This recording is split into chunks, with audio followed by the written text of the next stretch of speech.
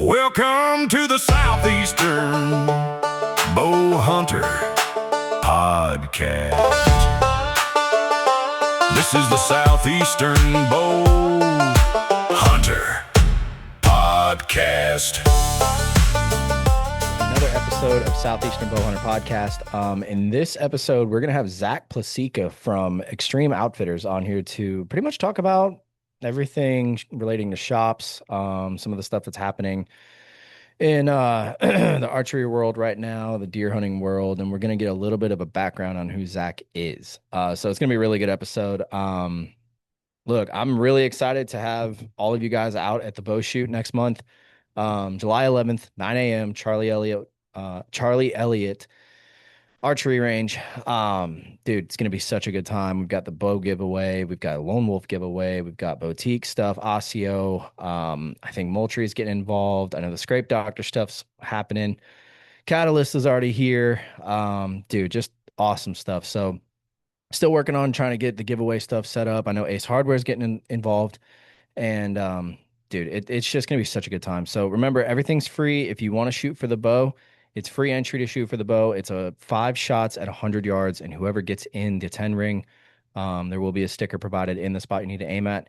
If you get your arrow in that or touching it, you get entered to win the bow. So it's gonna be a brand new Prime Form 30 from Prime, obviously, with a black riser, and I think Brian told me it was like Summit Scar limbs or something like that at 60 pounds. And whatever draw length you are, we can get that set up for you. So, yeah, man, really excited for that. Before we get into it with Zakk, we got to run through the partners. I'm going to go through this kind of quick. So the podcast is brought to you by Sportsman's Empire. That is the network that we are under. We've been under them for a little while, and dude, absolutely love those guys. If you want a whole host of shows, they have a bunch of different hunting content shows that you can actually listen to, not just mine. And they're all really, really good. Next up, Lone Wolf Custom Gear. I am running the V2 double sticks. I think I'm running 3 of them.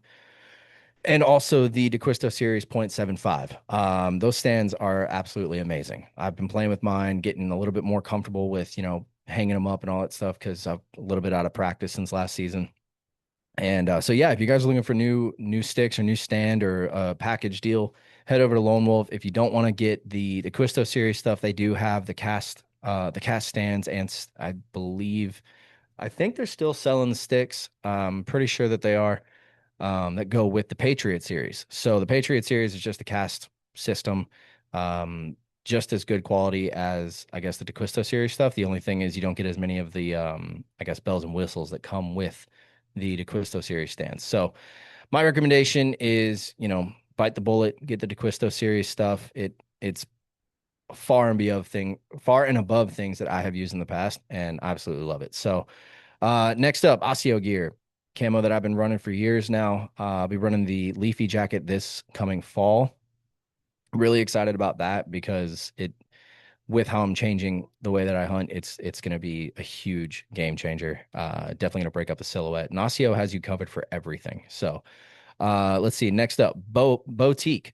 Those are I can't read today. The boutique is the best arrow wraps in the market, man.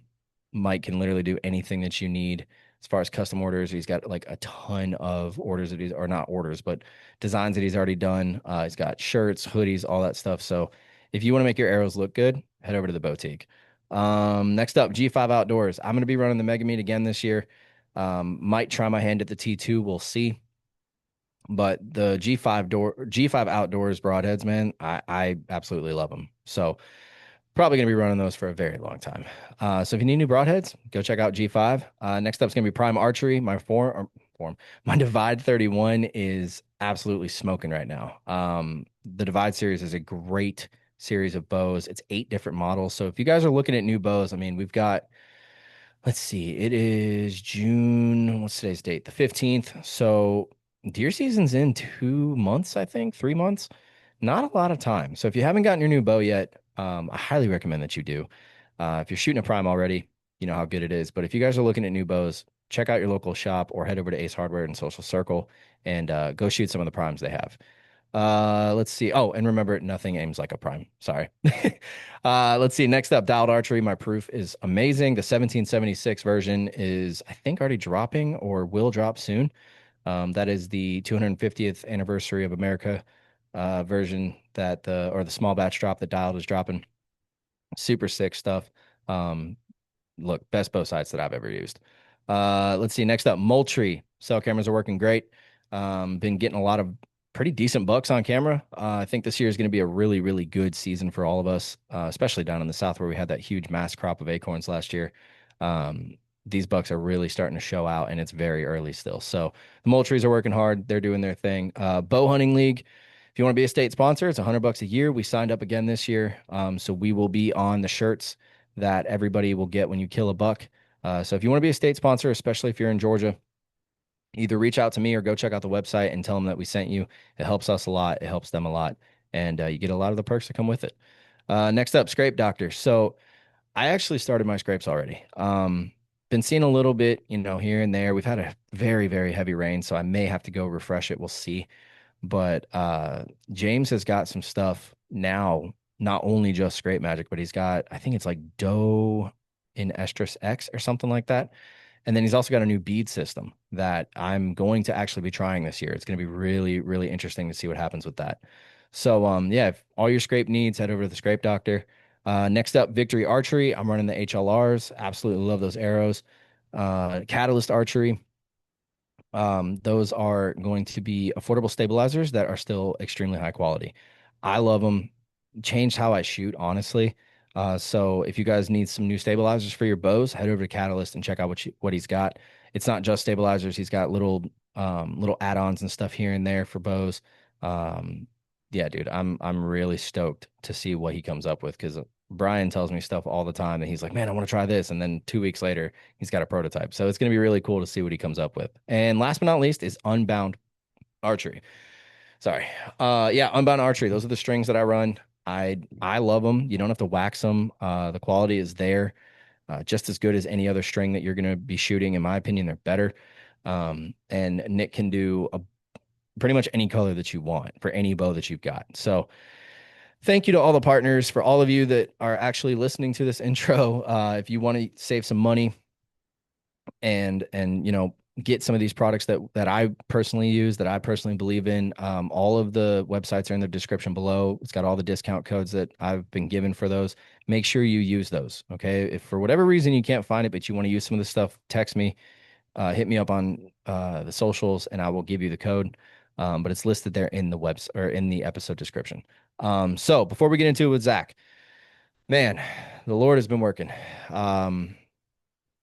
I honestly have been struggling with some stuff. Some things happened, and I'm not going to go into too much detail, but yeah, it's a test of faith, right? And I'll just say this, that when these times come, lean on the Lord.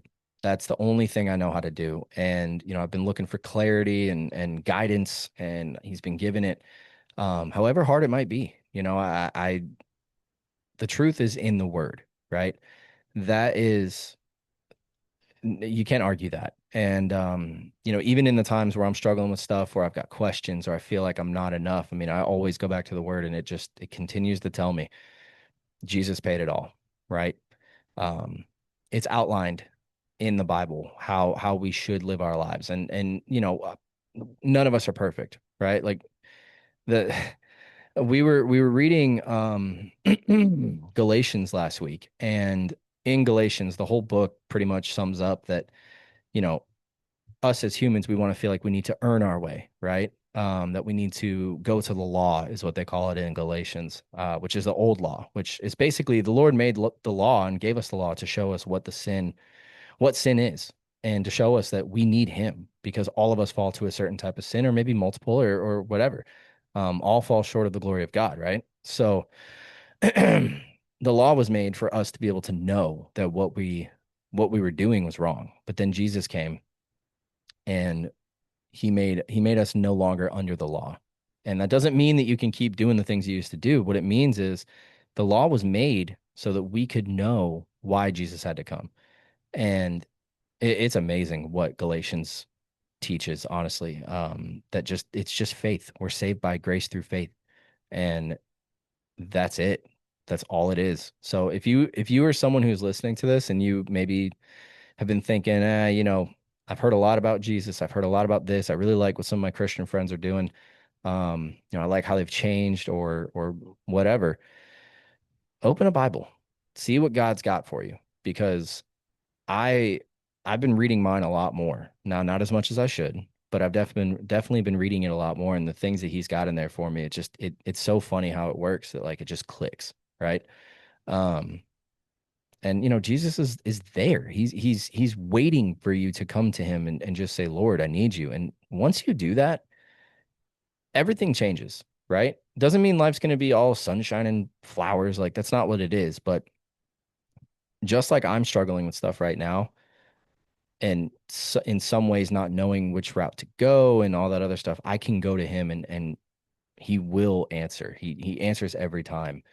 And the way that he tells me, hey, go this way. And I'm not saying it's an audible voice or anything, but getting in the word and praying about it and really sort of focusing on whatever it is that I'm going through or you're going through, he will get you through it. And every time his way is the best way. His way is better. Um so yeah, it's just something on my heart right now that, I feel like you guys might need to, some of y'all might need to hear. Maybe I'm just talking to people that have nothing going on in their lives that they don't feel like they need a savior. I can still tell you you do. Um, I look at things and I look at what my life was before I gave it to Christ, and I don't like what I see. I mean, yes, I was blessed with things. I didn't realize what I was blessed with. But now knowing Jesus and getting closer to him and having him to pull me out of some dark spots. I mean, at the past couple weeks, I've had, you know, a struggle here and there, or a struggle that seems like it won't go away. And instead of just giving in because it's like, oh, well, this was too powerful, I go to Jesus and he pulls me out of it. Doesn't mean that I'm not still struggling with it, but it's things are changing. All right.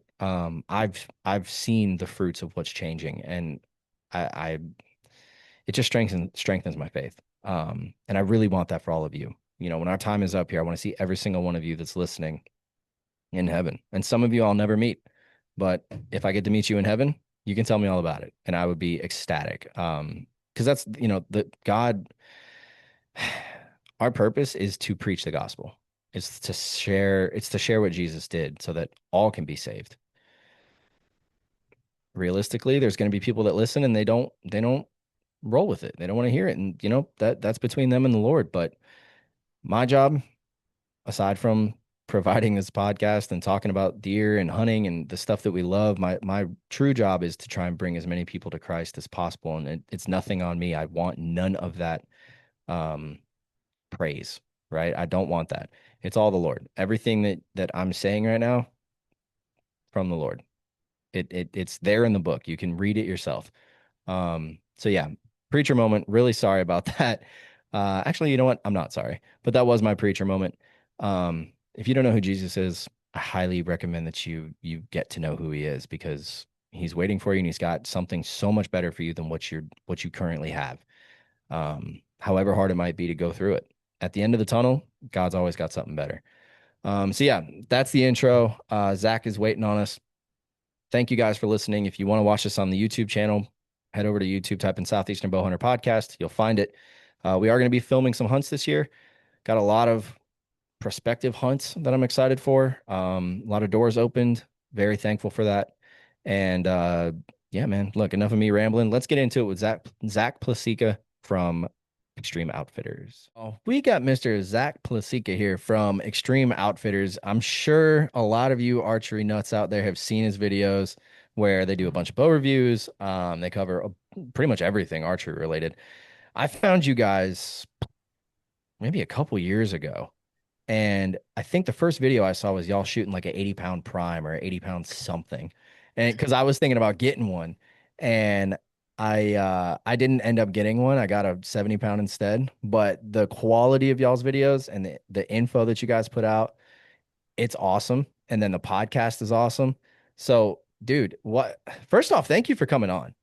Yeah, dude, I appreciate you having me. We're like battle the last names, right? That's what we were just Right. talking about. Two challenging last names. We've got them Yep. figured out. But dude, I appreciate the invite. I always enjoy sitting down and talking to people and kind of doing these things and, kind of picking your brain as well as picking mine. Yeah, dude. And that's kind of what the podcast stuff's all about, right? Like you get to just have good conversations and dig into things and sort of break things down. And that you guys are really good at that. I mean, I remember when the new bows came out, I was waiting for y'all to drop something on that because I already knew what I was going to shoot, but I'm curious other people's opinions, you know? And I mean, y'all did not disappoint at all. Yeah, well, I will say this though. I was a little disappointed, and this is nothing on you guys. I was a little disappointed that Prime did not make it into the bow of the year running for or whatever. I think it was Whitetail Magazine or you're talking whatever about the this bow of year the. Yeah, yeah. for Outdoor Life. Outdoor Life. That's what it So, was. Yeah. so I talked to the guys from I talked to PJ Hmm. from Outdoor Life, and Prime opted to not be a part of it this year.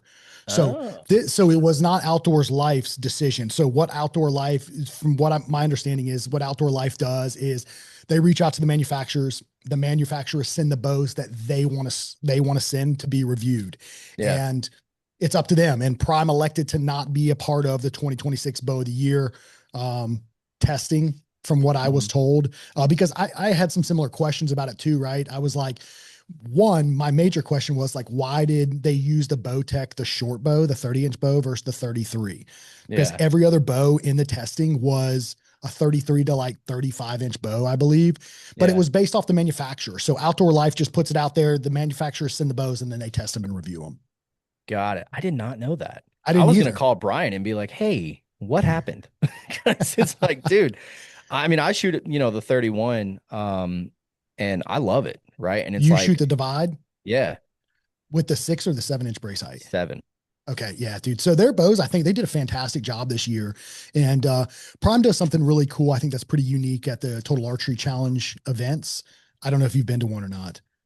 Yeah, I saw you at one, remember? Dude. Oh yeah. Oh no, that was Tennessee. Tennessee? Tennessee. That's right, dude. Sorry, I'm all over the No, place. you're good. You're That's good. right. But they have their bow building trailer there, Yeah, which I is didn't know that. it's super cool. So you can essentially go up and talk to Mitch and them there, and then custom build a Prime bow. So Prime's doing pretty cool stuff, and then they're supporting the dealers when they do this, right? Yeah. So like whatever dealers are within that area or at that event supporting it, they give the credit to the sale to the dealer. So it's a super cool thing that's Prime's doing.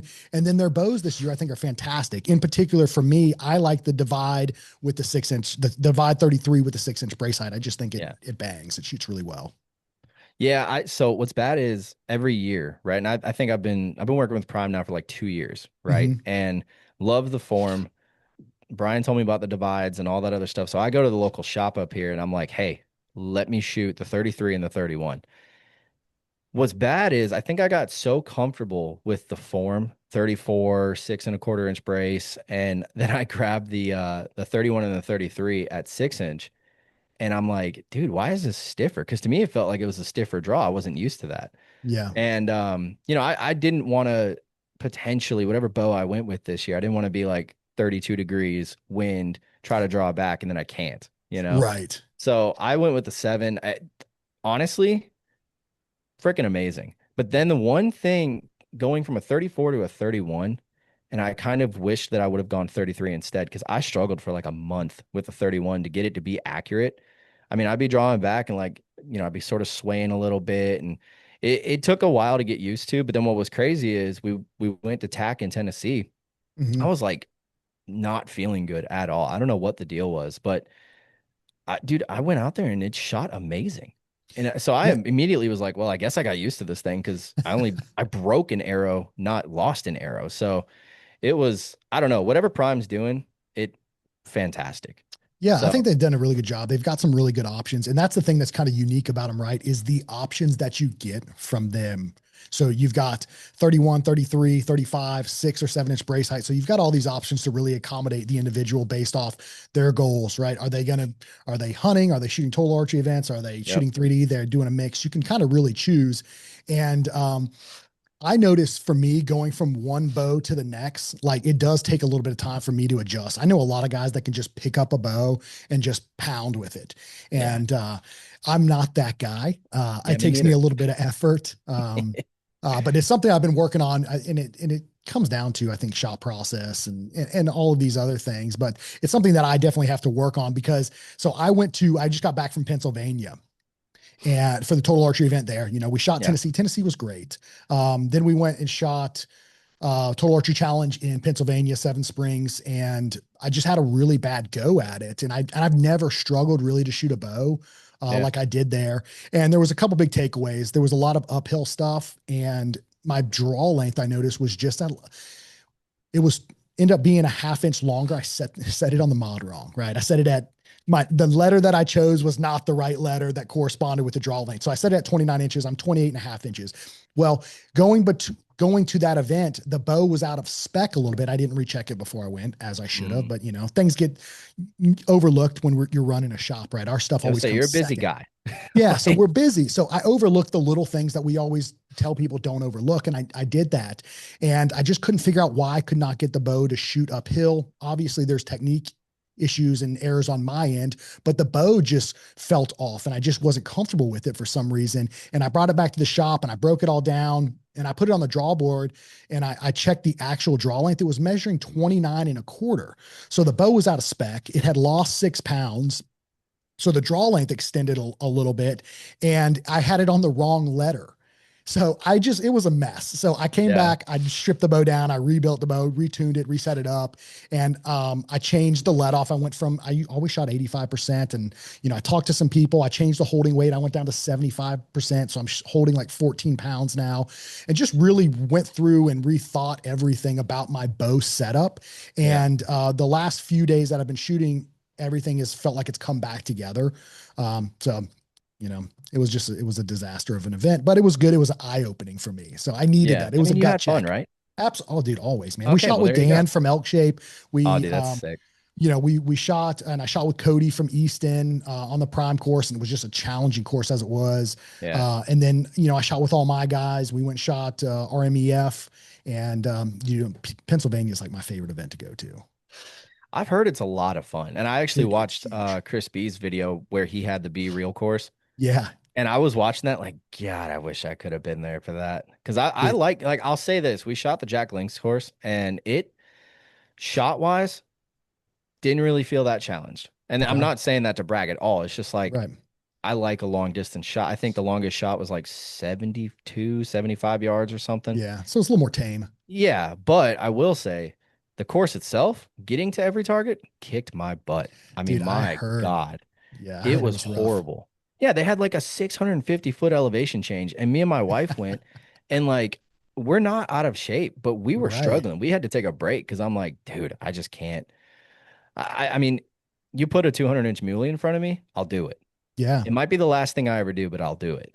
I'm But when it's total dead. archery challenge, I can take Well, a break. the funny thing about that is people, they often downplay, in my opinion, physical capabilities, right? Fitness Yeah. side of things. And, you may be in good shape, but elevation is different. Like I'm at sea Oh yeah. level. So every time we go to any of these, there's always more elevation than what we're used to. And as you fatigue your shooting your bow anyways, right? So when Yeah. you fatigue, your form breaks down, your shots just aren't as good. Now you amplify that with elevation, you're climbing hills, mountains, going from target to target. And it's just, a mix of just trying challenging things plus all the different variables that you got to deal with. And, that's what makes it so hard. That's what's fun, but it's eye opening, when it comes to like, why didn't I shoot good? And you're like, well, you're not standing on a flat range. You're hiking. You've been on a course for 4 to 6 hours. You haven't drank any water. You haven't ate any food and your physical fitness isn't where it should probably be. Yeah. Everything's stacked against you. Well, and then try to shoot a gopher in the head at Oh my 75 gosh, yards. Dude, dude, I need to send you the clip. It wasn't 75, it was like 65, but I might as well be. jokingly said, "Hey, I'm going to shoot him in the head." And no joke, it happened. And I remember looking Smoked at him. everybody and I'm like, That was the Lord. I didn't do that. That was Don't ask not me to me." repeat that. Yeah, it's like I'll never do that again. That's funny, man. Um, well, look, man, I want to sort of dive into you. I want to get to know more about who you are. So, obviously, you run or you're you run Extreme Outfitters? Is that like, yeah? Okay. My So you brand, got man. that. Yes, sir. You got that. How did you get to where you're at? Like, what did little Zach ever think I'm gonna have this great YouTube channel with this bow shop and all this other stuff? No, man. And honestly, it was never honestly even on my radar. So, like, our backstory is kind of interesting, right? So, Extreme Outfitters was not archery whenever we got it. So, backstory, I've been with this company since I was a kid. Oh wow. And it was a company that was based around military law enforcement equipment. Well, fast track, everything has changed. The original owner was a very close friend of ours. He, out of the blue, passes away. We buy the company. We think we're going to run this company, and we just tank it. We don't know business. We've never owned or run a company. We run it in the ground. We're in this massive amount of debt. Everyone's here is, me, my family. We're writing resumes, getting ready to file bankruptcy and lose our homes and our property. And it was really eye opening. And I was like, man, we just can't quit on this thing. And I took a chance. Archery was something I enjoyed. It's something I got into a little later in life. And I was like, you know what? I'm gonna take our store. I'm gonna put an indoor archery range on there, and then I'm gonna start an archery shop. I don't really know anything about working on bows, but I've got a really good friend who I'm gonna bring on board who's gonna help me with this thing. His name was Cody Griffin. Cody Yeah. Griffin is now at Easton, and he heads some in some capacity their marketing and working with shooters and stuff like that. Just an incredible Yeah. individual. Him and I were the ones that came together and started Extreme Outfitters, the archery side. And, we took some chances. Some companies took some chances on us, bringing bows and stuff in. And, I knew what I wanted in an archery shop, even though I'd not been to a lot of them. I knew the experience that the one I had originally been to wasn't what I thought it should have been. Yeah. And I knew customer service, and I knew all that. So that's what we built our brand around, man. And it was always about giving back, providing value, community. Those are everything that Extreme Outfitters is based around. And I did that in the archery side of things, which was something I had a passion on, and it's continued to grow. I've never thought about, you know, I guess people see us differently than what I see us as, maybe, because I mean, we're still a family owned company with, my friends are who I employ. Yeah. I have relationships, really good relationships with all of our staffing in some capacity. They're either active duty, retired, veterans, dependents. Like Dude, our that's core awesome. group of people is incredible people that work here. Yeah. So this company is not all about Zach. Our company is based off of our team. I just happen to be the guy in front of the camera, doing this stuff. And it was never on my mind to be doing this. Like, I never wanted to be the face of anything, and I never wanted to um, be considered an influencer. I hate it. I'll be honest with you, because I'm not an influencer. We're not, YouTubers. I'm a business guy. Like, that's Yeah. what I built. A business. I built a brand, and I understand we have to do the social side of things and the YouTube side of things in order to share what we've built with everybody. Yeah. And it's been something, dude. We grind, man. Like, all our guys here absolutely put in work. I mean, my camera guy that I was able to bring on board, he's been with me for 10 years now. Oh wow. And we have an incredible relationship. And we work hard, man. I mean, all of our guys here work very hard. I will say that. Yeah. And we spend a lot of time with it. And obviously, I'm very passionate about our brand, and I'm passionate about archery, and enjoy what we're doing. And I think that's what's, help kind of accelerate us. I'm a volume guy. Like, I do it more, more, more, more. How can we do more? How can we offer more value? How can we, continue to grow our community locally? And, how can we just provide more to everybody that's given us an opportunity? And that's kind of how I've approached everything. Yeah. You guys are doing a great job of that. I appreciate it, man. So quality has always been important to me as well, Yeah. right? Volume and quality, I think, is what really moves the needle. And, quality has been important to me, from the information that we put out. And, like, I'm not saying we're always right, but we do our best to do research and provide good value, and then put, stuff that's of decent quality that people want to watch, and so that they see us as a high value company. Yeah. Well, it's funny like how I found you guys because I love going down the archery rabbit hole. Same. I mean, I got to the point at one time early on where I was literally hand fletching arrows. And I'm talking like I had a 5-degree helical and I didn't even know it. I didn't even know what a helical was. Gosh. Yeah. And I was cutting arrows with a pipe cutter. I mean, it was like, it was rough. But what's funny is, so I'd go on YouTube and I just look up like, arrow builds or bow reviews or whatever. And I remember the first time, like I said, I don't remember exactly what video, but I do remember there was an Mhm. 80-pound bow being shot. And I'm sitting there just watching stuff and I'm like, who's this Jack dude that's actually giving good information? And so I started watching more of y'all's stuff and I'm just like, dang, these guys are pretty knowledgeable.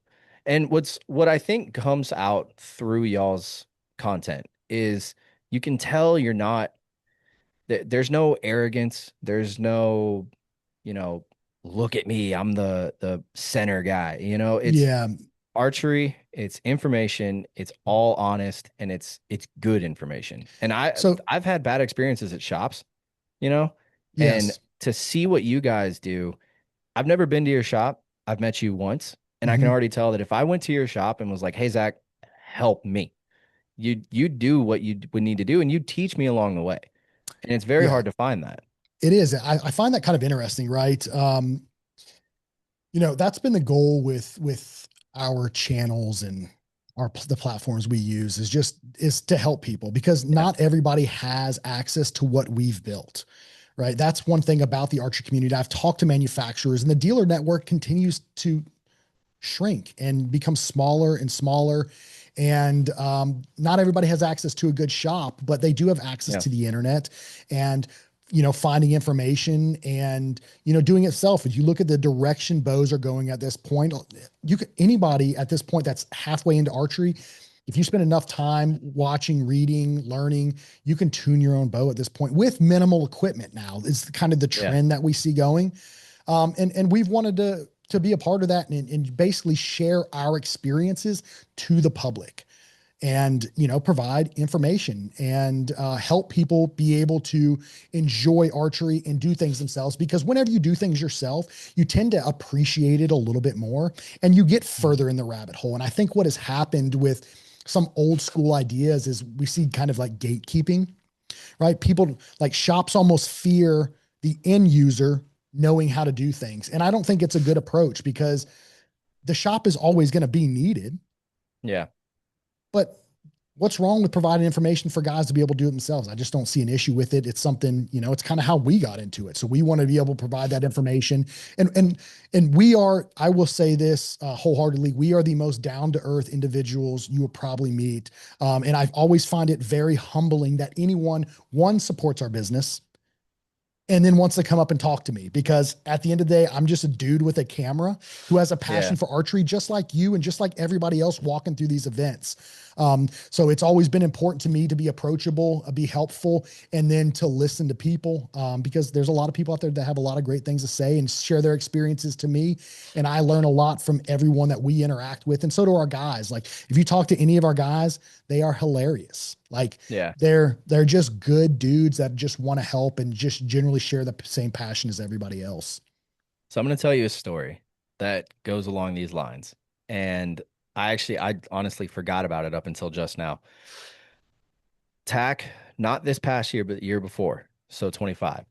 I was Mhm. up there with one of my buddies. It was actually my first time in Tennessee, and we were walking around the vendor village.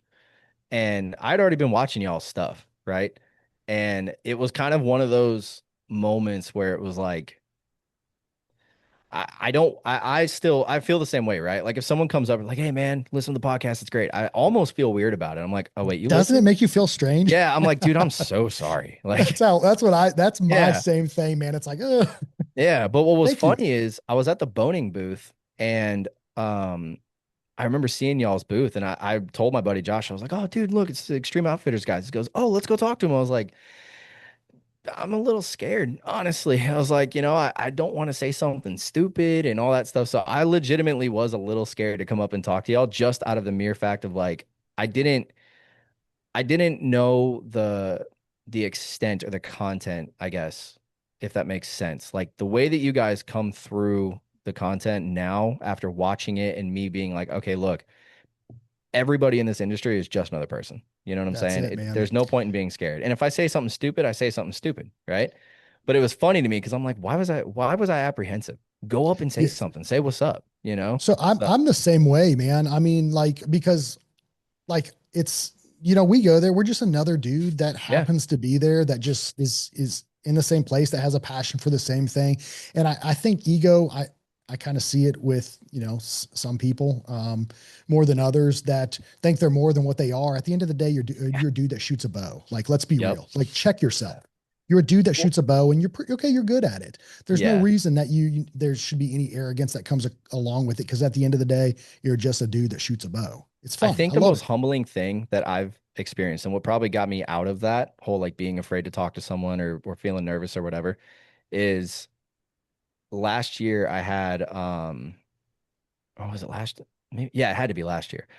We had I think it was Michael Waddell comes on the podcast, right? Wow. And to me, I'm like, oh my Lord, it's Waddy. This is crazy. And so I'm telling all my family about it. And I come to realize they have no idea who he is. It's funny, isn't And it? it's to me, it's like, dude, it's Waddell. What are you bone collector? All these, I grew up watching like all that stuff. And they're like, oh, that's cool. And I had the realization, I'm like, as big as they might be to us, to the average person, it's just someone that hunts and That's that's it, it. man. And That's so it it. really kind of brought me down to earth where I'm like, all right, every single person that I meet in this is just another person. Like we had Cody DeQuisto on 2 weeks ago. I saw. Was I a little nervous? Yes. Was he super cool? Yes. It's like the name I feel like carries so much weight. And it's the same thing with like Extreme Outfitters. If you watch y'all stuff, there's people that are probably like, dude, I would love to meet these guys, but I'd be so nervous. Yeah. And there's no reason to be because Right. we're all human beings.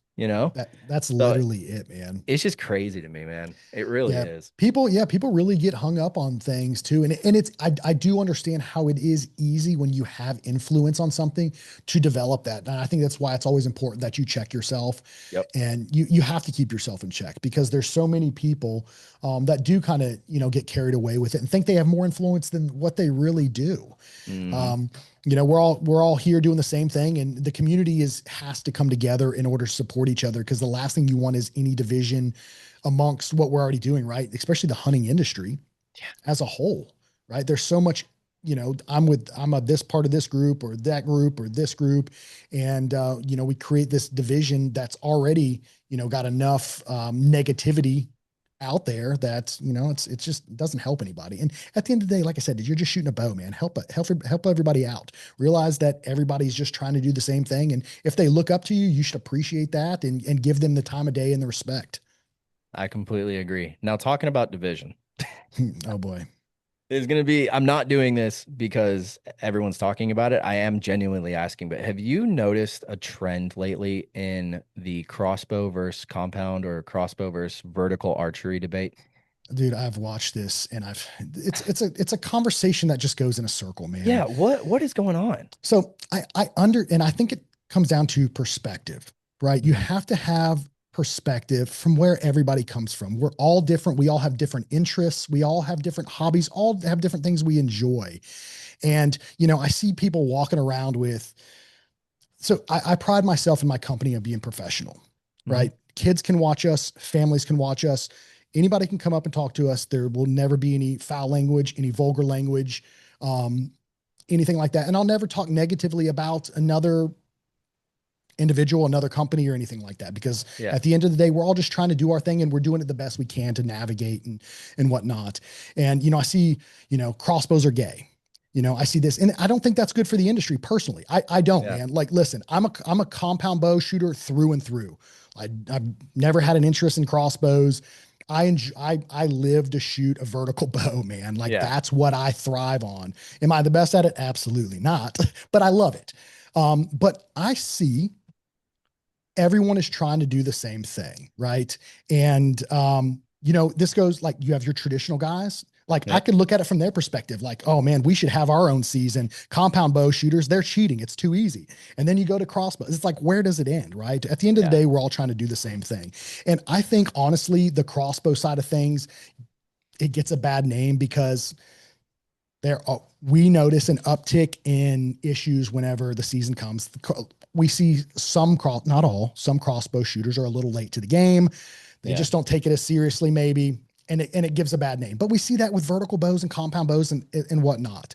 Um, but I think crossbows are not keeping anybody from getting into the sport. I don't believe that at all. We see people who got into the sport because of a crossbow, because maybe they started earlier, they wanted to get into hunting, they got into a crossbow, and now they want to upgrade to a vertical bow, a compound bow. Some guys go back to traditional stuff.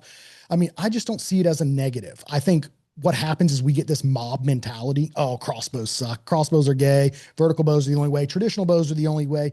It's like, dude, Yeah. we're all trying to do the same thing. If you're a good hunter, you're a good hunter. It doesn't matter the weapon of choice. Like, dudes are killing them with a spear.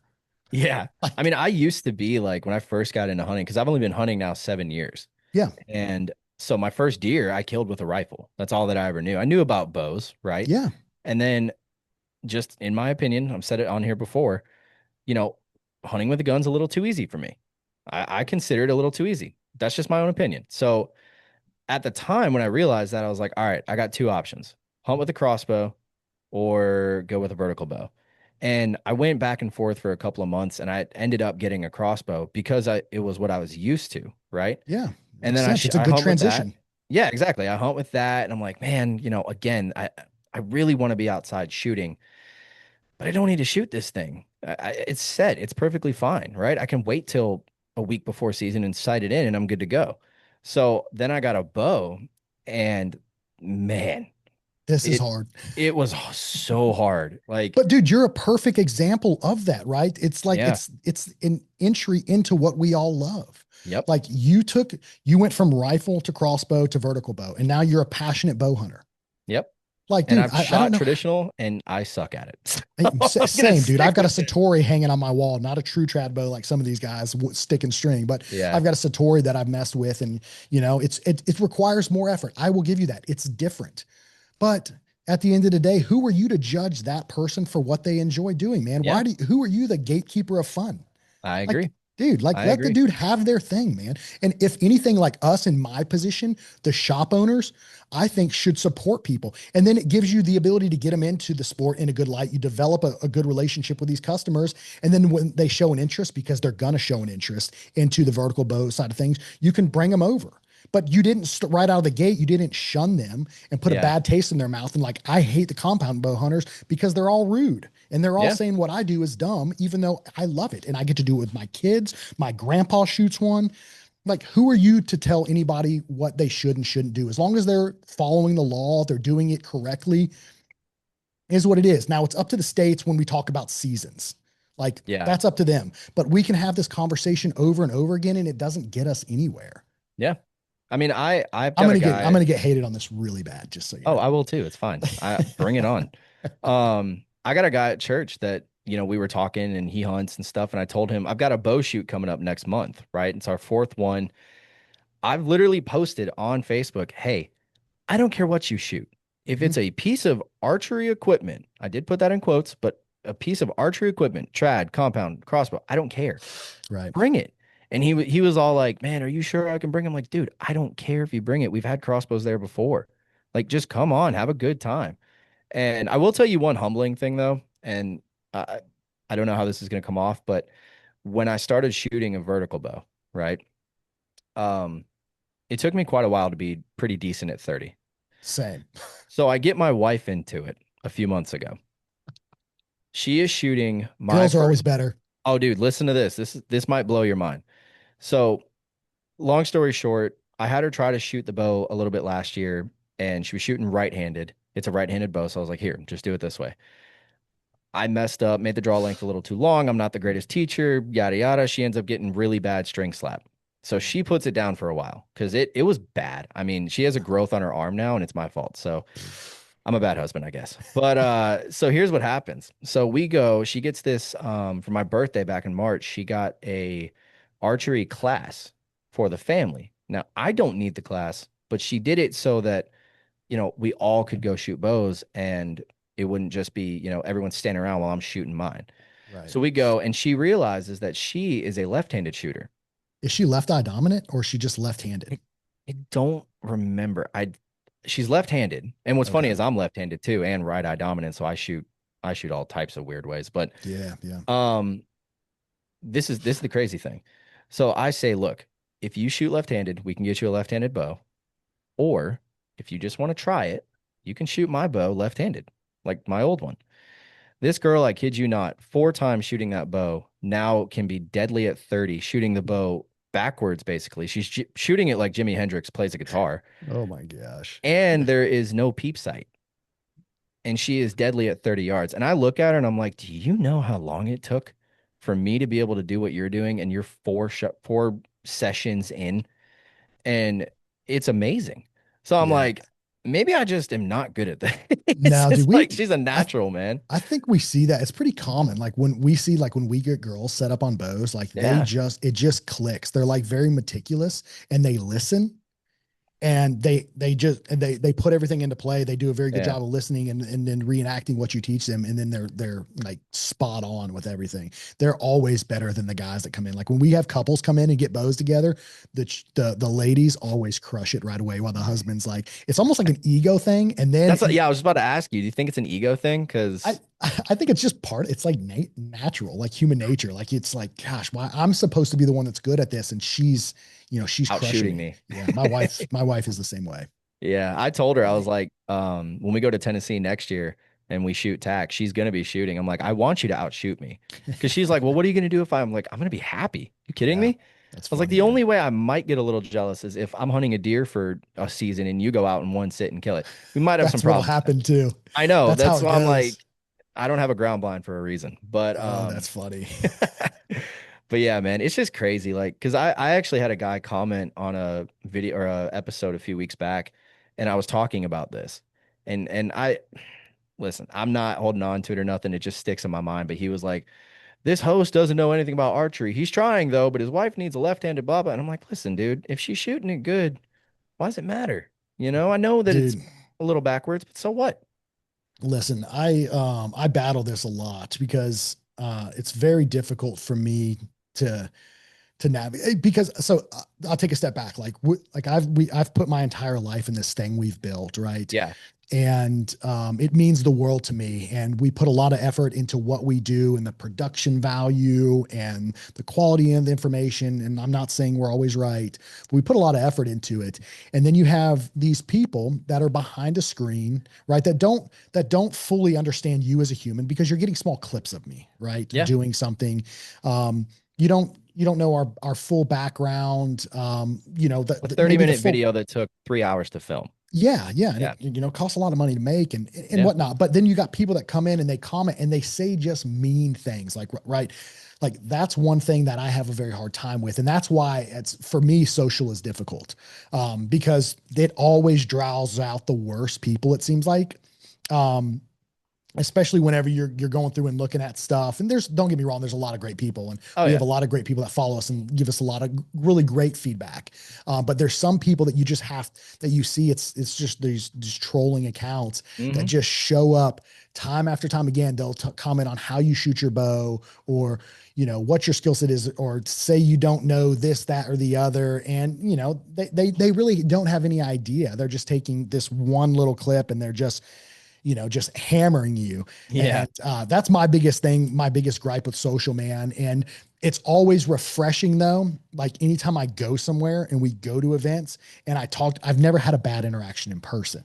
Yeah. Um, and and then it's refreshing. You talk to people and they're like, you helped me, and I enjoy your stuff. And you're like, okay, it's worth doing. And Oh it's, yeah. you've got to step back and you realize there's a lot of just noise out there that, you just gotta look past. And it is very difficult, especially when it's just mean stuff, mean spirited, or it brings in family or kids and stuff like that. I have a very Yeah. difficult time with that. Um, Well, I'll give you some it's advice. frustrating. If you don't want to deal with negative comments, don't ever do an episode on the Rumpola buck. Okay? Because Oh that, God, I can only imagine, dude. brother, People got it opinions, man. Like that's like, it was crazy. I mean, that is the most commented video that I've got. And what's funny is it's just me and this dude from Michigan talking about our opinions on it. And everyone on there's like, oh, it's real. I saw it. It's this. I'm like, dude, okay. If it's cool, real, man. great. If it's not, I don't really care anymore. Yeah. I did all the research I could. I can't find the answer. We're not going to know until somebody comes out with it and says, look, this is it. It's fake or Yeah. it's real, Yeah. So but it's funny to me. Like Joe Rogan said, don't read the comments. I read Yeah. them now because it's so funny. And Oh, people dude, get it's so hyped up, and I'm like, dude, You obviously are taking what I'm saying a lot more serious than I am. Dude, people So, do, man. They really, really, they go hard in the comments sometimes. I know some of our stuff, I just like, it's not even worth it, man. nah. Because like, I'll give you a prime example. Like, I didn't shoot good in Pennsylvania. Like, I had really struggled. Yeah. And, that's a raw reality with archery, right? You have off days. And that Oh was yeah. by far one of my worst days I probably ever experienced. It was a mix of target panic, bow just not quite set up where it needed to be, and then shooter induced errors, right? It's all just a perfect storm of just a disaster. And we document it and we put it out. Yeah. Which I think is also good because people see that it is challenging and that everybody struggles through it. And some days are just off. Yeah. Like it's just part of the game. I But mean, you don't dudes want to go be in hard perfect on all it. the time, No, dude. Yeah. like because then people have this bad or not bad, but false perception of you. And then if they see you out there and you're not having a good day, they're like, what? So everything was fake? It's Yeah, like, dude. Yeah, that's right. You're right, man. yeah, it's It's funny. ridiculous, man. I had a dude. What did he say? He was like, "Oh, I saw you guys shooting. I wasn't impressed." I'm like, I didn't realize we were there to impress you, man. We're a bunch of dudes that shoot bows. We run a really great shop. I'm not a professional archer Man. though, man. I know guys who are incredible shooters, professional level. That after this eye-opening experience this weekend, I'm going to work with, and they're going to help me with some things. But Yeah. at the end of the day, we're not there to impress you either. We're there to have fun, just like you are. Don't look for me if you're trying to shoot a 330x. Like I ain't the guy, dude. So, you bring up an interesting thing is the target panic stuff, right? Mhm. Which I may have dealt with, I wouldn't know, right? I've Because to never dealt me, with it until. well, like the way I look at archery, and I was explaining this to my wife earlier, a couple weeks back, is like, you know, it it feels like almost riding a bike in a way. I went a time where I didn't shoot my bow for a whole month. Did I struggle? Yes, but could I have still killed something at 20 yards, which is pretty much the furthest shot you get in Georgia?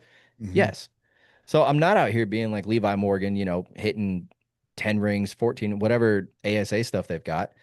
But it's like you understand the fundamentals of it, and then you sort of work on like your form and maybe what works better for you that doesn't work as good for other people. But the target panic thing has always been interesting to me because it's just a mental game, Yeah, it you is, know? and it's the I think one of my main reasons I struggled with it when I did um was one, and it all had to do with uphill. It was everything that was uphill. Like, Yeah.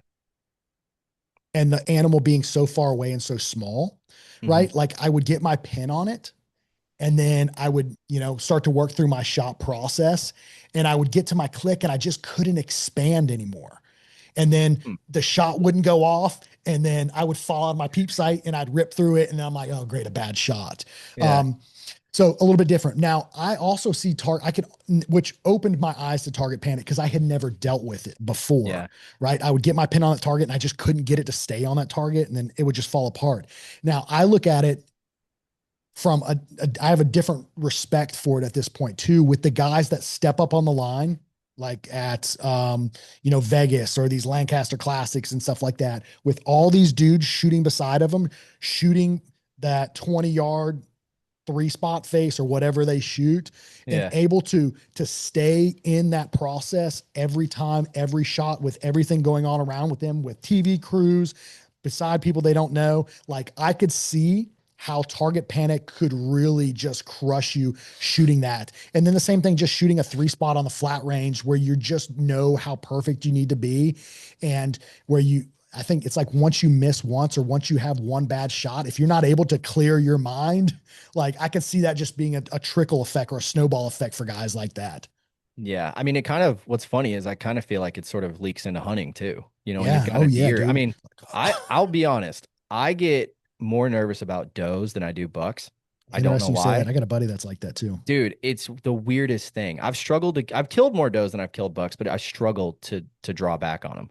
And then once I'm on them, it's almost like my brain is saying, don't do it. Cause I was raised, not raised, but coming up, my uncle hunted, he had bucks on the wall. I played deer hunter as a kid. So all I ever knew was big bucks or Mhm. not big bucks, but buck, right? Like Right. we're there to kill a buck. Yep. And then it was kind of a struggle the first couple of years because it's like, why am I drawing back on this thing with no antlers? Oh, that's right. They taste good. And then you send it. It's like a hesitation almost. Yeah. I don't know if that would relate to target panic, but I have made bad shots on does before. I made one last season. Started the Yeah. season by just going straight through the backstrap. And I'm like, oh, great. Lost a doe at the end of the season before. I lost a doe at the beginning of this season. This is going to be great. And Yeah, I mean, I dude. only killed one deer, but it was a weird season last year. I mean, you're in Dude, North Carolina, so like you probably were dealing with some of the same stuff I was. yeah. So it's funny you say that because I had a trip in Kentucky a few years ago. And I think it was a form of target panic that I didn't really register at the time, but Yeah. I had a really good deer come in and I shot and like it felt like a good shot and it wasn't. It didn't I think it was just low, right? Whatever. Gone. The deer's fine. Hmm. That afternoon, I have another good deer come in. I'm like, oh my gosh, it's like like things are just working out. I'm My crushing it. I'm redemption seeing, arc. yeah, dude, botched this shot. I don't know what I did, but from there I had to go, I had to leave after that. I had to go back home. Yeah. But it messed with me for the entire season. It's like, man, maybe I just can't kill deer. It was that mental thing, that mental block that you have to overcome, it seems Yep. like. And the only way to do it is redemption. You have to go back in there and do it. And yeah, dude, that messed with me for a while. And I still think about that. Like you go somewhere, you spend all this time and energy, and you're on this property, and you just screw it up. Yeah. Do you think that's something that like a Lee Ellis would probably deal with is the mental? Because you see those guys and it's like, okay, they're just cool, calm, collected, and then they lose it after the deer's down. But I do wonder sometimes, especially knowing like local guys and a few other dudes that people would probably, I guess, know the name of or whatever, that know how to kill deer. But I wonder, do they have that same internal struggle that maybe it doesn't show on camera, but say they make a mistake? Do you think that that type of stuff sticks with them? I don't know, man. I would say the guys that are successful, they see it, because everybody makes mistakes or has, Yeah. bad shots or whatnot. But I think they're able to recover at a faster rate, right? They're able to, okay, it happened, it is what it is, we move on. They don't dwell on it. It doesn't ruin their days. It's how fast can you get over the mistake and continue to move forward. And some dudes it's days, some weeks, some dudes are years. And I Yeah. think guys like that at higher levels have experience in being able to get past things or through things faster. So it's just a mental game, like I It's was saying dude, it's before. it's all yeah, it's a massive amount of mental. I think I'm with Yeah. you on that. So something I don't know a lot about you is actually your hunting history. So what kind of, obviously you're in North Carolina. You said you went to Kentucky. What kind of hunting history do you have? Like, have you gone out west? Have you hunted elks before? I mean, So what? no, I've never been out west. I've always been on the East Coast, man, and no one's coming to Eastern North Carolina to hunt whitetail. And no one's coming here, man. Hey, Like, I know the feeling. yeah, dude. So it's super hot here. We're right on the coast, right? So we got coastal deer. I don't think the nutrition is quite as well. There's really good deer here. It's really hard to hunt. Um, they run dogs here, right? So Oh we're wow. battling that. So Eastern North Carolina, no one's coming here to kill big deer. I still enjoy hunting it. The hunting's hard. I'm happy to kill a couple does and maybe a buck each year. We So got like Fort, in your area, what would you consider to be like a good buck? bro. Like if you see deer, I think around here, dude, there's some dudes killing like I don't know. Dude, I got some dudes here that are just killers that just get it done every year. Yeah. 120s, Hey, somewhere around there. sounds like Georgia. Yeah, Sounds like dude. normal Georgia. You go to Yeah. Atlanta, it's different, but around here, I mean, I will I will say I did have a couple bucks last year that were probably pushing mid 30s Mm, and they all survived and I've seen them this year and they're nice. But yeah, it something I learned especially after talking with Cody and a few other guys that like really know how to get on these mature dude. just totally different animal whitetails. Right. It's a completely different animal. I mean, they are some of the smartest animals I've ever seen. And it Yeah, blows dude. my mind because, like Waddell says, they're just a goat. It's like, I don't think so, man. I mean, I'm convinced my deer here are psychic. I've said that 1,000 times. It's like they know when season ends because they always show up in front of the camera and they're like, hey, season's over. Come feed us. It's That's like, funny, man.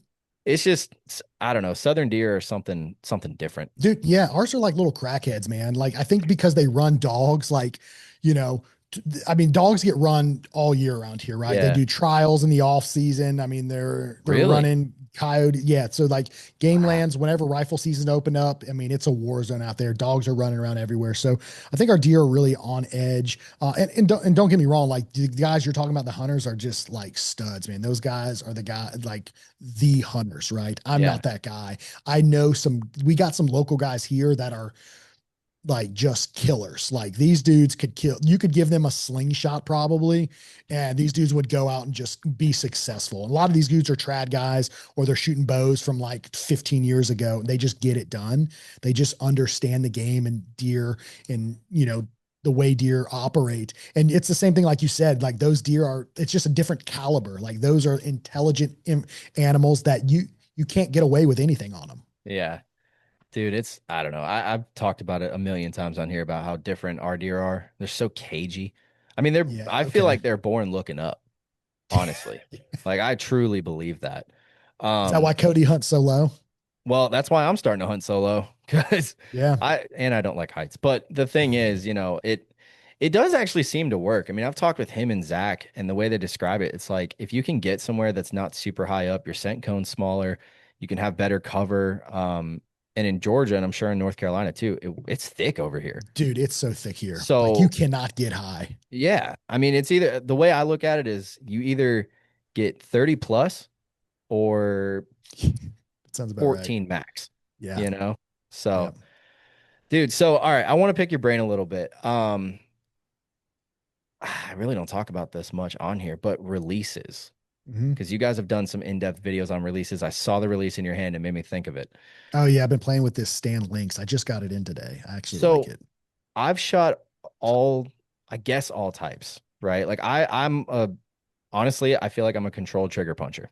Don't know how, just happens. But a wrist rocket is my go-to. I've shot some thumb buttons. I actually shot the UV too and almost punched myself in the face because I wasn't ready for how hot it was. Oh But gosh. and I couldn't figure out how to get the thing actually clipped in because I'm used to it opens up. And then my buddy that was at the shop, he was like, "No, you just slide it on." I was like, what do you mean you slide it on?" And he showed me how to do it. I was like, that's too much technology for me. But then I tried a hinge, about knocked myself out. So I mean, I guess the question is like those types of releases, do you recommend people don't hunt with a hinge? Would you say that maybe you should hunt with like a button or an index, or I I would say like what's your majority opinion on that? people, I would say majority people should not hunt with a hinge, including myself. I enjoy shooting a hinge, and that's like I said, I just got this. I was talking to Pete from Stan. I talked to the owner from Stan when we were in Pennsylvania, talking about releases, and I was playing with the Lynx, which is a hinge, Mhm.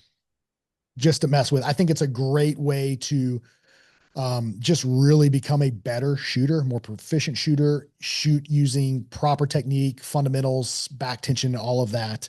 But for most people, I think getting in the woods with a hinge is just too risky, just because you don't have the same amount of control. And we all know, I'm not saying guys can't do it. Like there's a lot of dudes here who are really good shooters that hunt with a hinge. Yeah. Like that's a different caliber of archer, though.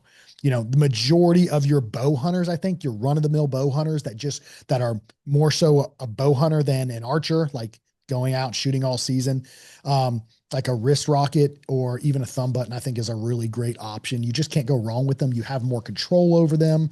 Um, because let's face it, a lot of dudes hammer the trigger. Like, and you can do that with those.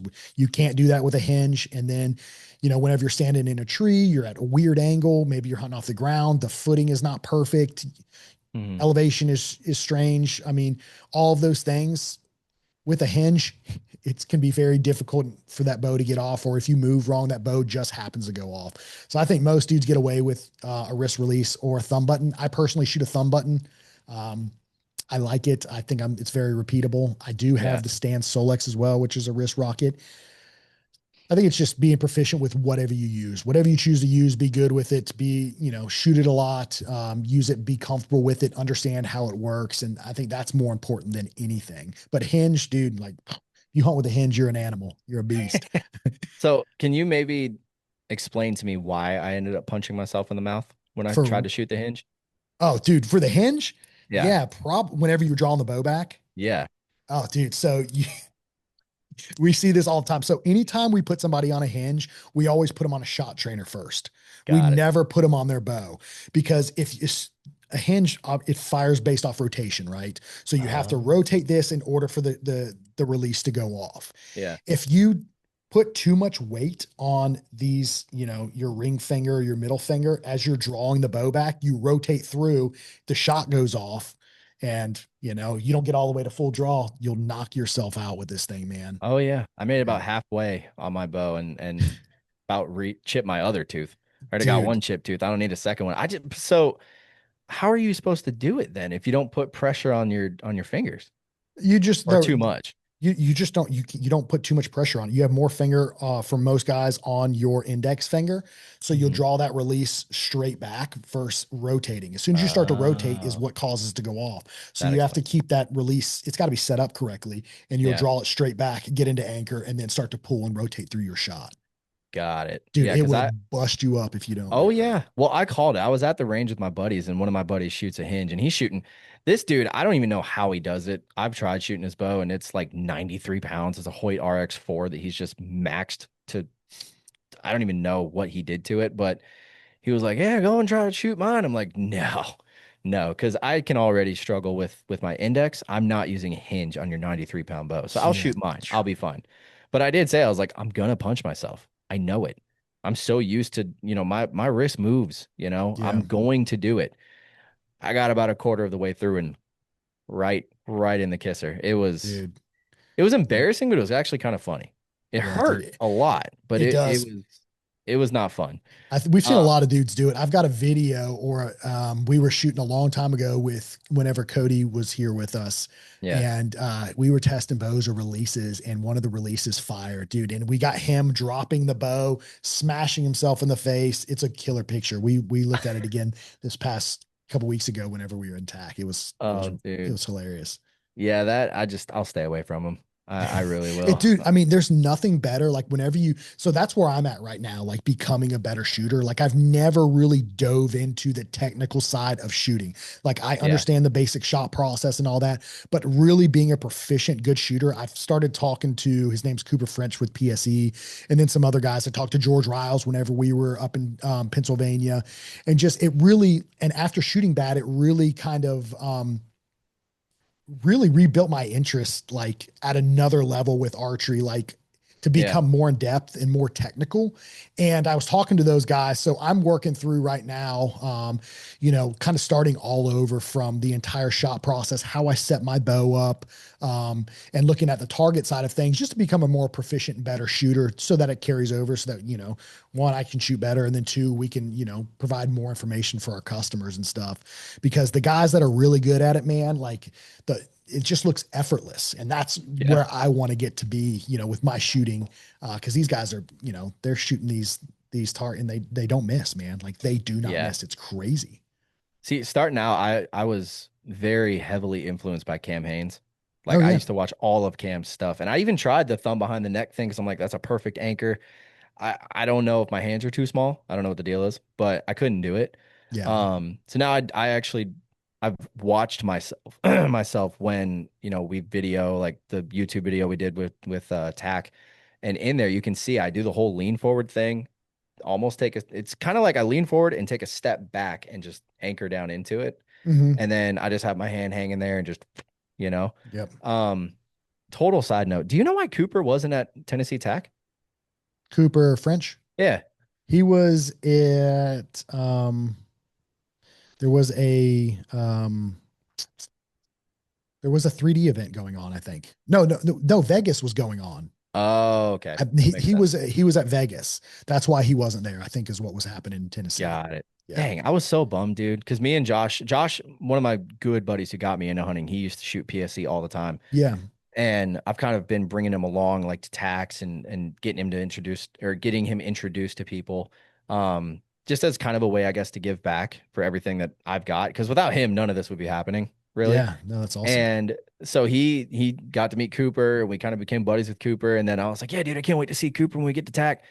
and he wasn't there. And I'm like, the heck, man. Dude, Cooper is a wealth of knowledge, man. He I really love is. he will school you, and he's the one that I'm talking to. I'm actually doing a podcast with him tomorrow Oh, for the American Bowhunter podcast that we do, and we're going to go through introduction to target archery for guys and why bow hunters should maybe consider um, target archery as well, just to become for developing the mental game, right? yeah. And then becoming a better shooter. So he's going to break some stuff down for me because I've got a lot of questions for him because he is like, he's a madman, dude. And he is such a good shooter. Like when you watch him shoot, I'm always like just intrigued. It looks perfect. Like, I don't know how else to Yeah. describe it. Everything just clicks and it just looks effortless. Yeah. He's, I love that dude. I Yeah, he's really do, awesome. man. Great guy too. He's a great representative for PSE, and like I said, just a wealth of knowledge. If you've got questions, that dude has an answer. Yeah. I mean, he's honestly as good as he is. I used to not like PSE, which the reason being is kind of stupid, but Josh had a PSE that I could never draw back. I mean, for years, and it was 70 pounds, right? And so I'm like, dude, I should be able to do this. Shot a bear at 70, shot my original bow, a blackout at 70, which it probably wasn't actually 70, but whatever. It's close enough, a couple pounds off. And I'd always grab Josh's bow and I'm like, dude, I can finally do it. It took me 3 years to draw this thing back. What did And it have, so an S2 cam on it? it was I think it's the PSE Dream Season. So whatever's on that. Yeah, I don't remember. I don't remember which Yeah, I cam. don't know, but it was stout. And I finally draw it back. And so when we first met Cooper, I was like, Cooper, I got to be honest with you, bro. I was like, the bows look cool. I can't stand them. And he's like, well, come and shoot the mock. I think it was the mock 33 or the mock 30 or whatever it was. And he convinced me. I was like, these actually aren't that bad. And then Yeah. so the past few years, we always get to see him and stuff. So yeah, he's pretty good if you could take a PSE hater and make someone not a He hater anymore, he's a great representative for the sport, in my opinion. Like guys like that are what this sport need. Yeah. Just very down to earth, very approachable, very willing to help. Like Oh those are yeah. the guys that you want representing a company, and he's a great representation for a representative for PSE at all these events. But speaking of bows, we talk about draw cycles and stuff, dude. All these bows now are so good. Like Yeah. it's really hard. Like we get asked all the time, like, what's the best bow? Like, dude, it's like, dude, you got You to can't shoot them answer all, that man. anymore. It Yeah. there is not a best bow in my opinion. Yeah. I would hate to be the guys at Outdoor Life, the ones that are testing and doing the bow of the year. That's like, mm, Dude, because you're gonna there get was some hate no mad matter people. what you do. Yeah. I mean, I will admit that me personally, I don't feel like Elite should have had Bow of the Year. I would Did you have shoot said it? more no. Me neither. So I can't. So I guess. yeah, knowing what so I have shot a lot of the newer flagships, right? Just Okay. for fun. Shot Prime, shot Hoyt, shot Matthew, shot Bear, all that stuff. Shot Darton. My local shop carries all of them. So I went in there, shot every single one that I wanted to shoot. Elite, I've never really been a huge Elite fan, so it pretty much was that. But when I shot the Hoyt, it felt great. I shot the Matthews, didn't really care for the draw cycle, but it wasn't bad. I know you throw the Z mod on there, it's probably better. I am biased towards Prime just because I think the draw cycle is the smoothest out there. That's just my opinion. And then when I saw Outdoor Life came up and said that Elite won it, I'm like, well, hold on a minute. Did why? What was the reason behind that? And I'm sure they had a good one, but I So truly feel like someone else should have had it. there were so many factors that they considered, right? Yeah. And I think it is about as non-biased as you can be, and people won't agree with that. I think PJ Riley does a really good job, and the group of guys he had there were great representatives to do this. Yeah. Um, and when you look at it, man, I mean, there really isn't a best bow for 2020. There's not, man. Like Yeah. when you look at all these bows, the best bow is the bow that fits you, Mhm. right? But those guys, it was based off their judging protocol. That bow, the reason it won is that it grouped better than all the other bows. It was comparable as far as speed goes, draw cycle, tuning capability, and all these things, but it outshot those bows whenever we talked about the grouping at 50 yards. So it was a little bit easier to shoot. It was heavier, but it shot well. Yeah. And yeah, I don't know, man. I just for us, whenever we look at people, they're like, "What bow should I get? What's the best bow?" And it's like, man, the best bow is the bow that feels best to you. Shoot Yeah. the bows, test the bows, see what is best in your hands and what you're comfortable with, and go off that. It's great to watch our videos, anybody else's video, but you got to take it for what it is. It's still going to have some of our opinion on it, and Yeah. you need to develop your own opinion on these bows. Go test them out and see what actually feels good for you. Because I'll tell you, like a draw cycle that feels good to me, you may not enjoy. Yeah. Right? You might like a valley that's a little bit more forgiving. Maybe you want a bow that um, is on a rotating mod, or the grip is different. There's just so many different factors, man. I would hate to Yeah. be the Well, one and rating these. to sort of give you guys your flowers, y'all are a shop that allows you to shoot bows before you buy Yes. them, correct? Dude, you can come in my shop and you can test every single thing that is in here. You can test Good. sights, you can test releases, you can test Yeah. ARS, you can test stabilizers. We put you on a range, and then you can test shoot every bow that's in our shop. And we carry all the bows. Yeah. So that was important to me when establishing our shop, is that we have options. I'm not a one shop. I may like a bow, right? It doesn't matter what I like. Yep. My business is not built to suit my needs.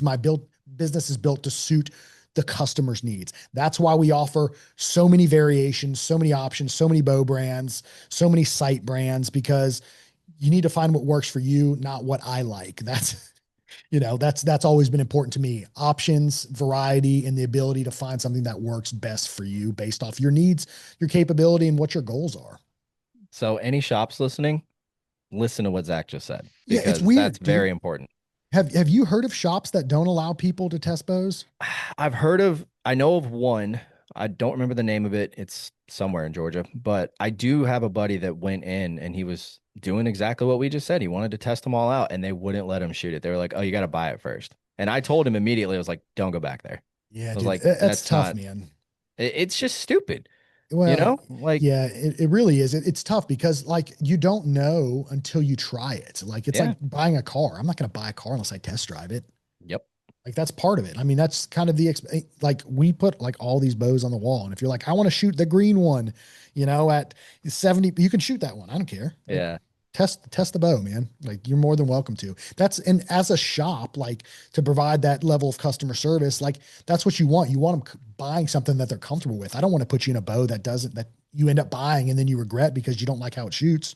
It's yeah. I think craziness. a lot of shops try to make a sale and they want to sell you like the new Matthews or the new Hoyt RX-10 that's $2,000. And oh, by the way, you need this $600 dialed sight. Oh, you also need this extremely light $400 quiver.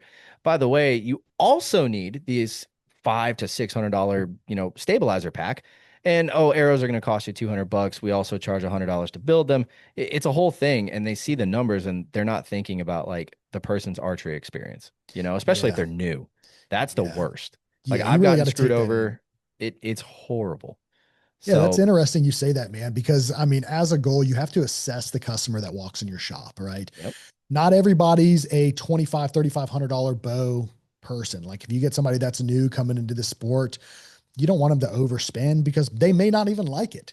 Yeah. So that's why the price tiers I think are so important, and you got to be realistic with your customer. And I think the customers see that and appreciate that. And then that's how you build trust and build long-term customers for a bow shop. And I think that's maybe why some bow shops have struggled. They just haven't Yeah. adapted, or it is difficult. I mean, maybe the customer service just isn't there, but I firmly believe you've got to take the time with every customer that comes in, and give them the time of day, set them up, measure them, let them test. Then whatever they decide, you go through the tuning process, you build the bow out, tune it, put it through paper, make sure it's good, put them on the range. We put them on the range, we get them sighted in so that whenever they leave, they're comfortable and confident with their equipment so they can go home, enjoy shooting the bow. They're not guessing like, how does my sight work?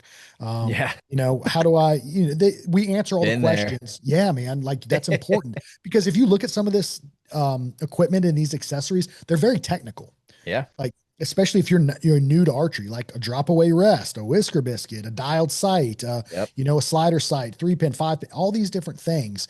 And if you don't give them a basic understanding and rundown, they walk out. Yeah, you made the sale, but you Will they didn't come back? yeah, will they ever come back? Did you build a good relationship with them? Did you build trust with them? And now they got this equipment that they just blew up because they didn't understand how to do it, or they broke something. Yeah. You got Um, to be transparent. so on a lighter note, before we wrap this up, I have to ask you because you know a thing or two about bows. You're kind of in the industry a little bit. You talk to these people, some of the same people, that I guess I could say I do over at like Prime or whatever. And I'm curious your thoughts. Bow technology right now, the craze so far has been tuning.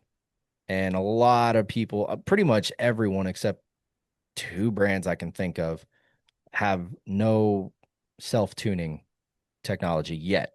Sure, it's coming. What do you think? Because most of these flagship bows are ranging anywhere between, except, the Sicario, which I'm leaving that one out because that sucker's just blistering. Ridiculous. Most of these bows are hitting around the 335, 345 foot per second mark.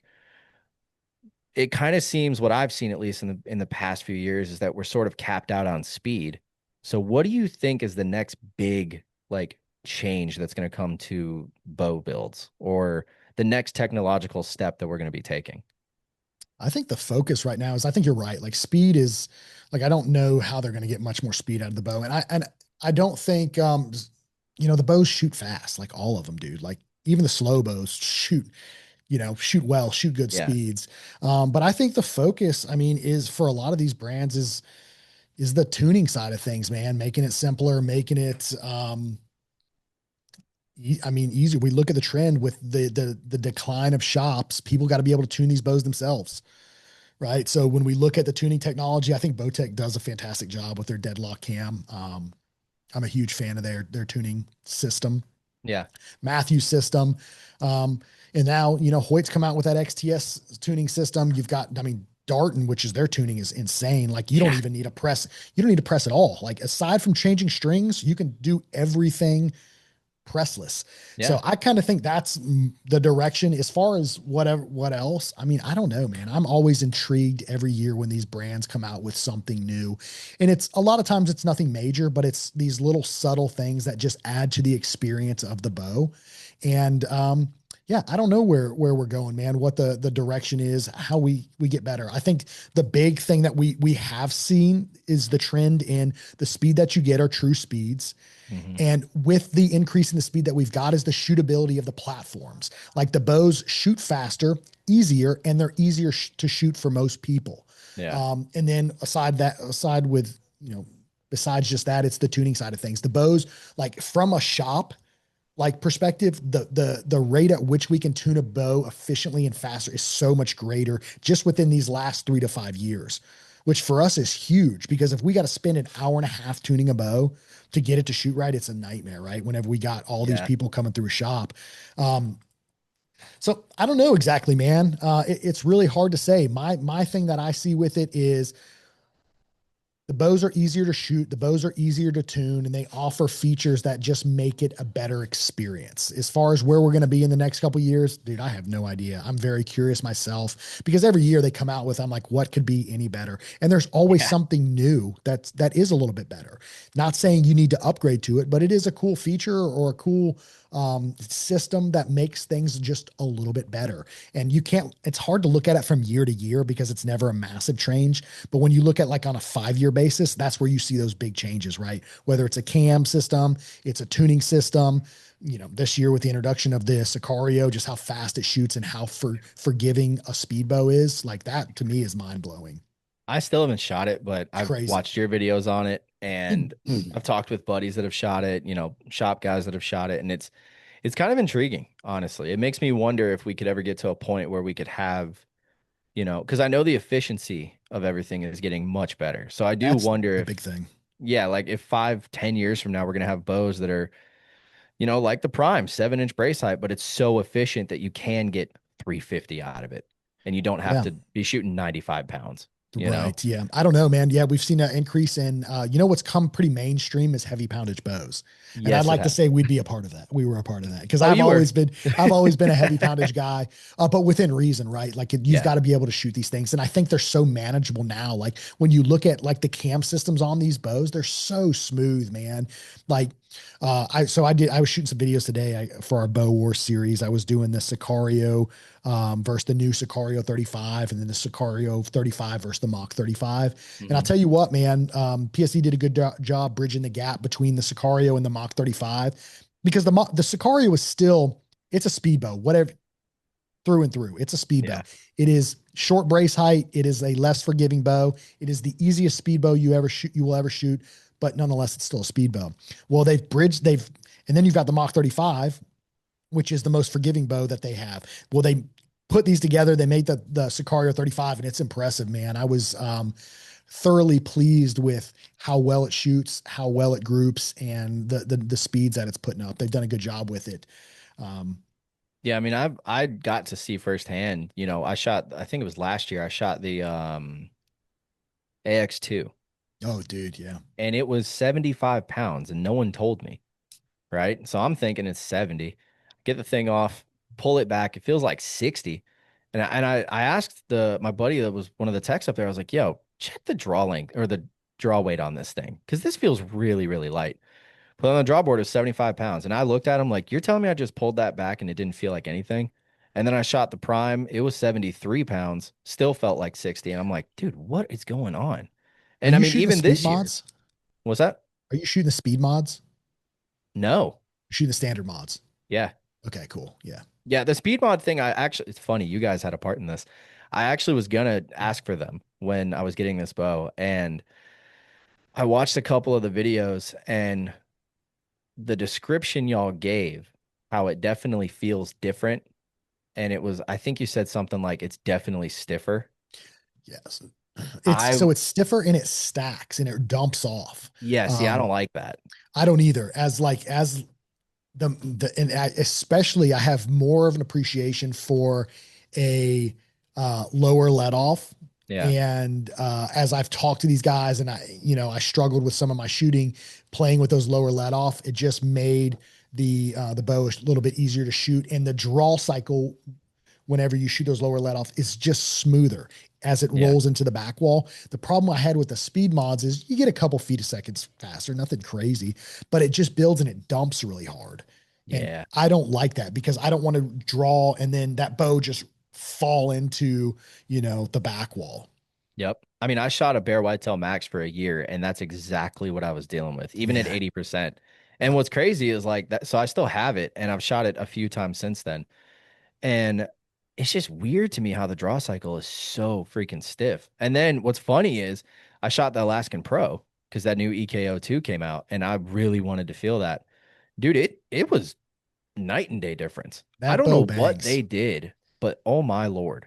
That cam design is fantastic, dude. So that bow really does perform well. When we talk mid-price point bows, Yeah. like Bear does a good job. There's a couple mid-price point bows that are out this year that are just crushing it. They've got flagship technology, flagship cams, flagship tuning capability. The Bear Alaskan Pro is in that mid-price point, and it is incredibly smooth. It puts up really good numbers. It's in a 33-inch ATA platform. It just shoots incredibly well. Bear really crushes it in the mid-price point category, I think. Yeah, I mean, I still, I mean, I know I shoot prime and all that stuff. I'm still a huge fan of Bear, just for Yeah. for the history, right? Oh Like Fred yeah, Bear to dude. me is kind of like the guy. You got to appreciate that, man. Like Yeah.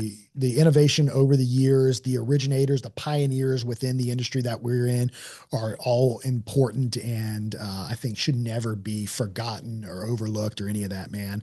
Those are the guys that are the reason we have what we have now. Exactly. You Yeah, you said exactly what I was just thinking. We would not be here if it wasn't for them. that's right, man. Now you got us influencers ruining the world. Yeah, well, I mean, it is what it is. It's funny, Things got to man. That's change. part of it. That's right, man. You got to Yeah. adapt. God, dude. Well, look, man, I appreciate you coming on. I could honestly sit here for another 2 hours talking about bows and arrows. We didn't even touch arrows or broadheads I yet. know, So, man. We'll have to do a um, follow up, man. oh yeah, for sure. I was actually just about to say we need to get you back on so we could do, hey, what broadheads are the best? What arrows are the best? And the arrow thing is gonna be funny because I shoot Victory, you shoot Easton. You guys did a whole episode on like, what was it, the custom arrow build thing? Is it worth it or whatever? Um, Oh, that was in. So I think we're talking about when you talk about custom arrow builds, I'm talking about the Chinese shafts that people are yes, that are yeah. building. It's just it came to mind because it's like I've shot those before. And I've always said you'll never be able to outshoot, or shoot well enough to see a difference. you can definitely do it with comparing a Victory or Easton to any of those. It's night and Yeah, day. it's night and day So difference, man. Also, so I'm just dropping a podcast tomorrow too. So the Aero Ballistic 2026 Aero Ballistic study that just dropped with James Yates, Easton, Precision Cut Archery. Like, dude, those dudes crushed it, man. And it's changed my thoughts on FOC a little bit. So if you haven't really, checked it out, yeah, you need to see the 2026 Aero Ballistic study that they put on. It's a lot. It's a whole lot. But there's some nuggets in there, man, that I think the everyday bow hunter could pull out of there and apply to their arrow builds. So it's definitely worth talking about, definitely worth reading and or you're dropping watching. that tomorrow on the Yeah. 16th. Yeah, it should be tomorrow for the Archery Project podcast that we do. It should be dropping, yeah, tomorrow at 5 a.m. and then 12 o'clock on YouTube. Well, I know what I'll be listening to on my way to work. I have to inspect a 1 million square foot warehouse tomorrow. So, Jesus. yeah, it's one of those jobs every year that I'm like, it's all I got. It's super easy, but man, I'm gonna be hurting. It's gonna. Yeah, I'm getting my that steps sounds, in. that sounds that sounds like a lot of responsibility. Well, I mean, it's vacant, so it's just fire inspection, so it's really not Oh, that bad. gotcha. But Okay.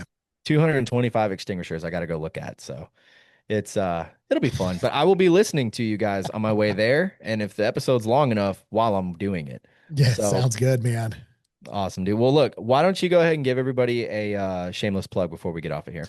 Yeah, man. So if you're interested in anything archery related, if you need product, Extreme Outfitters, you can find us all over any social channel. But if you need anything, extremeoutfitters.com. We sell all of our arrows individually, right? So if you need one arrow for testing, you need to buy a dozen, you can get them through us, and we do free cut and glue. Same day shipping too. So we get stuff out right away. And if you're looking for like informational stuff, we have the Extreme Outfitters YouTube channel, which is product reviews, bow reviews, all of that. And then the Archery Project, which is my podcast where we talk about everything in the archery industry, my experiences, the experience of others, and, dropping soon, talking about the aero ballistic study that just came out from James Yates. And then a lot of good information. My interpretation of things, is what it is. It's fun. I love it, man. Dude, you guys do a great job. Thank I you. love the content. I listen Appreciate to that. every time you guys drop stuff. So keep doing what you're doing. Zakk, thank you for coming on, man. And guys, remember, Christ is King. So go read your Bible and go shoot your bow.